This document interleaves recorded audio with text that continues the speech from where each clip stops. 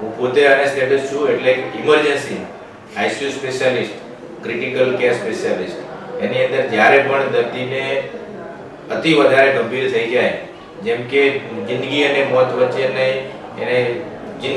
વચ્ચેનો સમયગાળો આવી જાય, એ સમયે એને જ્યારે બીપી ઘટી ગયું હોય, હાર્ટ એટેક આવેલો હોય, દવા પીધેલી હોય, ગળે ફાંસો ખાધેલો હોય, સર્પદંશ થયેલો હોય, આવા ભારે ભારે કેસોની અંદર જેને આઈસીયુ કેરની, ઓક્સિજનની, વેન્ટિલેટરની, બીજા અનેક દવાઓની જરૂર પડે, આ દવાઓની સુવિધાઓ આ સદારામ આઈસીયુ હોસ્પિટલની અંદર અમે ઊભી કરી છે.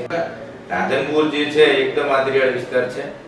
હું પોતે એનેસ્થેટિસ્ટ છું. એક ઇમરજન્સીની અંદર આપણે લોકોની કઈ રીતે સેવા કરી શકીએ, લોકોનો જીવ કઈ રીતે બચાવી શકીએ, આ ઇમરજન્સી સેવાઓ આંતરિયાળ વિસ્તારમાં મળી રહે, એ હેતુ થઈને જ રાધનપુરની અંદર આપણે એક મોટું દવાખાનું ઊભું કર્યું છે. એમાં મારો પોતાનો કોઈ એટલો બધો કોઈ રોલ નથી. હું પોતે ખુદ જે મોટું દવાખાનું બન્યું છે એમાં હું પોતે ખુદ એવું માનું છું કે અત્યાર સુધી મેં જે લોકોની સેવા કરી છે, લોકોના આંતરડી હારી છે, તો એમના આશીર્વાદ થકી, સદારામ બાપા અને કુદરતની આશીર્વાદથી આજે મોટું હોસ્પિટલ લોકોની સેવા માટે આ વિસ્તારની અંદર કાર્યરત થઈ છે. 50 જણનો સ્ટાફ છે, 3 ડોક્ટર છે, એક ઓર્થોપેડિક સર્જન છે, ગાયનેક સર્જન છે, હું પોતે એક મેડિકલ ઓફિસર છે, એની સાથે નર્સિંગ સ્ટાફ છે, પેરામેડિકલ સ્ટાફ છે, સ્વીપર સ્ટાફ છે, પ્યુન છે, બધા મળીને 50 જણનો સ્ટાફ.